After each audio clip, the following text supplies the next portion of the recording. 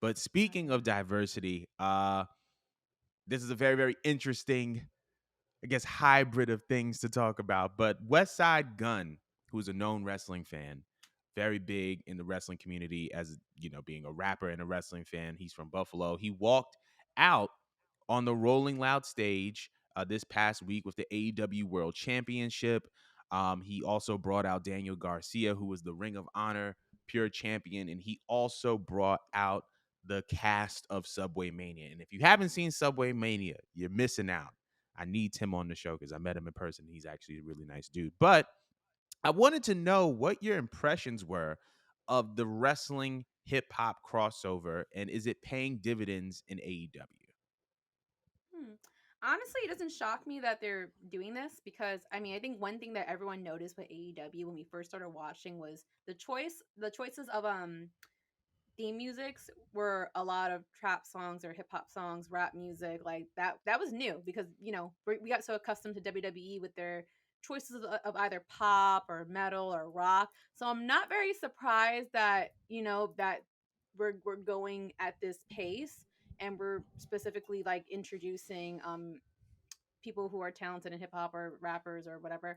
So I think it's kind of cool. I think it's interesting.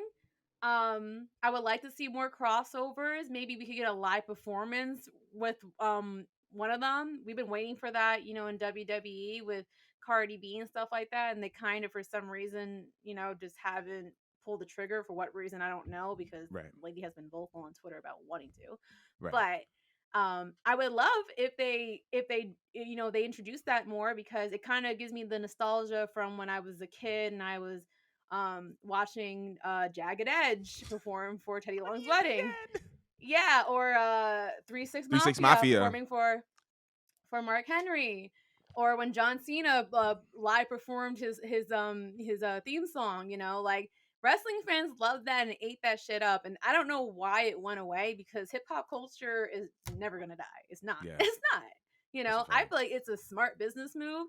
And I think it's pretty cool that they brought back some OGs. I mean, we even saw Fabulous. Like, you saw my Right, boy Fabulous, right. you know? I did not think that they were gonna bring out Trina, bro. I did not think they were going to, but if we could get like some of that I think would be great. I like that because to me as a fan watching, especially a woman of color, I do feel like when I'm watching it, it's just like okay, like he is also appealing to my demographic. Because it does feel like when it comes to WWE, not that rock and metal music is just for white people. I listen to that shit too, right? I listen to basically everything, but it is nice because I just feel like he does want to appeal to all of our demographics, and he does have a certain age range that he's trying to go for. It's very obvious, but I like Hmm. the choices that he's going for because he went with some OGs, you know, and he has Absolutely, went yeah. and he's going with yeah, and he's going with some current artists. Like I like the spectrum that he's going with. So again, kudos to you, Tony Khan. Go Cokehead. I, Go on. I I I was gonna say I think that this is a lesson for pro wrestling, not just AEW, but for all of wrestling. Lean into hip hop culture. End of sentence.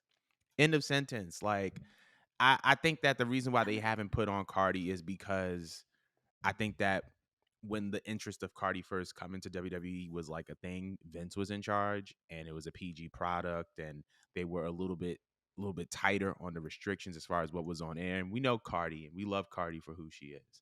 Um, However, as it pertains to AEW, I feel like they're thriving as far as their cross kind of their hybrids of wrestling and hip hop because I feel like Cardi B appeals to a certain audience. I feel like Fab and DJ Who Kid, they appeal to a certain audience. Like there's certain cats who just know about Fab and DJ Who Kid. And so like seeing Action Bronson coming out with Hook performing the theme song on Rampage was fire. And then Trina coming out and linking up with Jade. I think that was dope and that was fire. And like if you know about Trina, you know about Trina. If you know about Action Bronson, you know about Action Bronson. And I feel like the West Side Gun. I think that he performed Daniel Garcia's theme song when they did the show in Buffalo when Daniel Garcia won the pure title. So this wasn't his first appearance in AEW. I think that him bringing the world title and bringing wrestling slash hip hop culture to Rolling Loud is a very, very big deal. Rolling Loud is kind of evolving into kind of like the hip hop Coachella. And I think that being able to put wrestling, pro wrestling culture on that stage with the faces that he put out there showed that pro wrestling is for everyone. It's for everyone. And I feel like even with black people, like with people of African descent, I feel like there is kind of a stigma around wrestling that is it's kind of like this childish thing. But the fact that you can like successfully bring it into adulthood, integrate it into your life, and it not be like super corny or weird, I think is just a very, very important visual to see.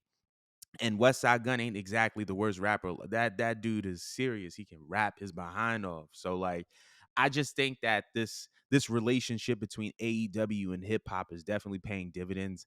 I think that it should be a lesson to wrestling that they all need to just lean into hip hop culture. Like, I don't care what wrestling Twitter said. I remember there was one time on wrestling Twitter, somebody was talking about who's Bad Bunny, as if that was supposed to be a stab at Bad Bunny. Like, dog, if you don't know who Bad Bunny is, that's more of a reflection on you than it is on Bad Bunny, considering this man is doing stadium tours and selling out.